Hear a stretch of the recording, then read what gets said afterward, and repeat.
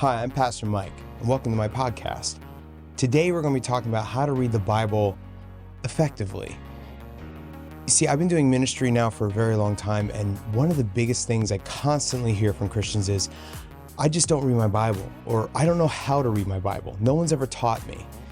And I really want to jump in and dive in today and talk about how do we actually read Scripture effectively.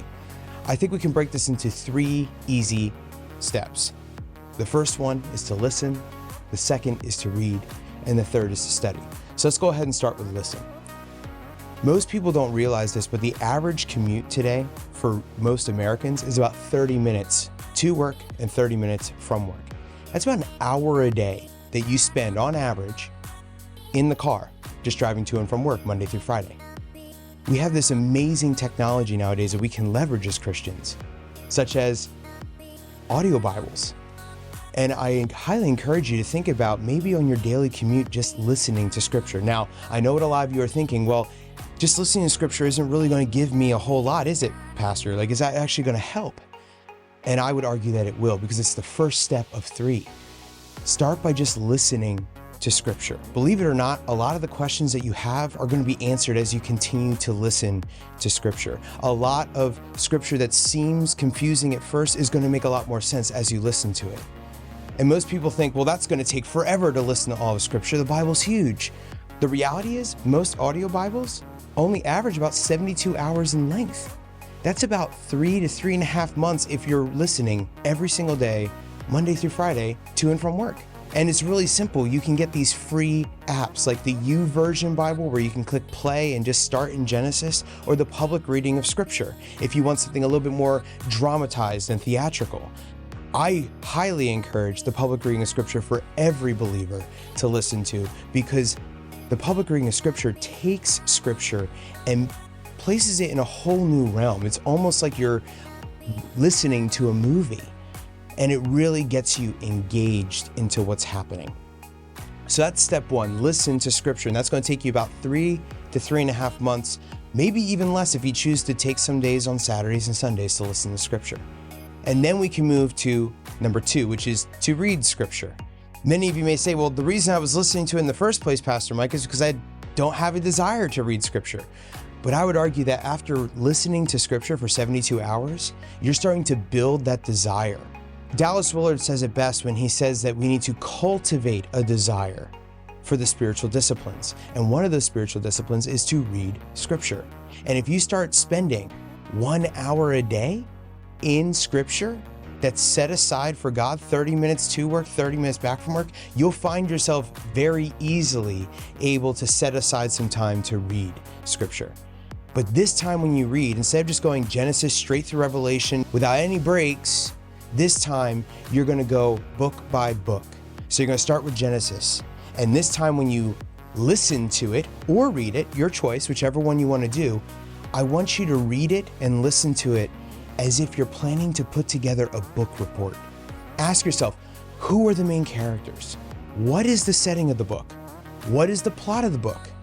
Is there a brief summary or theme and message of the book that I should be paying attention to? Just like you're writing a book report, reading in this way will help you to identify certain themes and characters that are going to give you a better understanding than you did the first time through. The first time through is just a general overview. What's happening, get the basic understanding. The second time through, as you now read and plan to put a book report together, you're now thinking about a little bit more of the details of the book.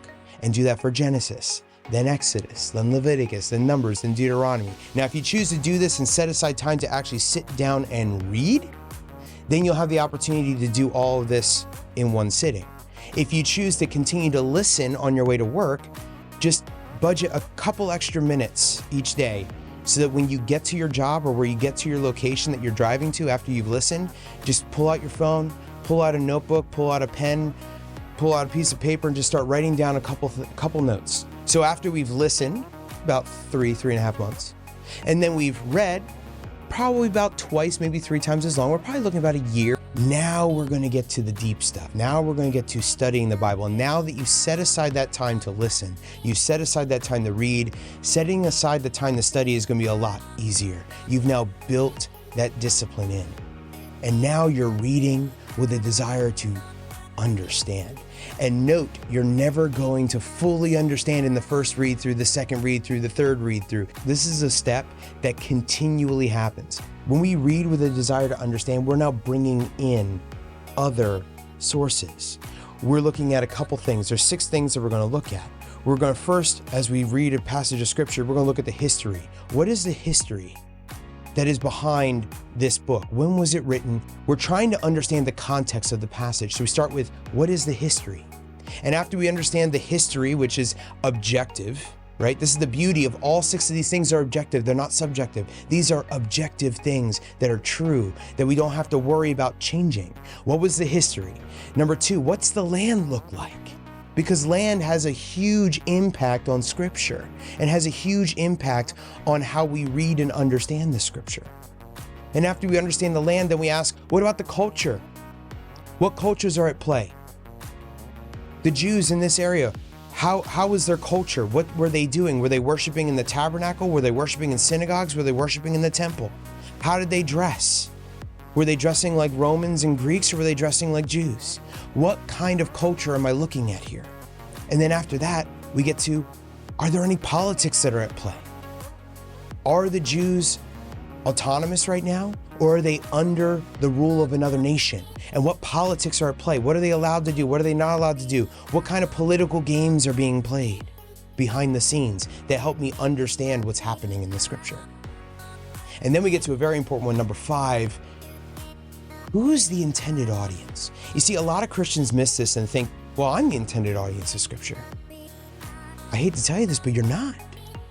The Bible was not written to you. These books were written thousands of years ago to different people in different cultures in different times.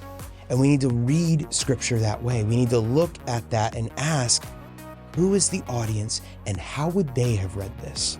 Which then leads us to the final one, which is a little bit trickier. What's the language? Because we need to realize that the scripture that we're reading wasn't written in English. It was written in Greek, Aramaic, and Hebrew. Not just Greek, Aramaic, and Hebrew, ancient Greek, ancient Hebrew, languages that are no longer written or spoken. Modern Greek and modern Hebrew are different than ancient Greek and ancient Hebrew. So what words are used? What does that mean in the language actually? Not what does it mean now? What did it mean then? And when you do this, when you listen to scripture, you then read scripture, and then you start studying scripture, you will start to understand the Bible with a whole new light. A lot of us misunderstand that we are coming from a Western context. A lot of people come to the Bible with a 21st century Western perspective. And when we do that, we get confused very easily. And we wonder, why is this written this way? This seems very not politically correct and very difficult to swallow. But the reality is, this was written by Eastern people from an Eastern perspective in a way, way, way different culture and time. Very ancient. And we need to understand what was going on then if we're going to be able to understand what it means for us today. So I encourage you, as you go through your challenges, your daily struggles of how do I live my life for Christ, and you ask yourself, how do I read my Bible effectively? I encourage you to start these steps. Right now, go ahead, download the Public Reading of Scripture. I'm going to put a link in the description below. Download that app. Start listening to Scripture. Whatever your commute is to work, just start listening to it to and from work. Easiest way to get started. And I think you'll find yourself not only understanding more than you ever have, but you'll be desiring to learn more.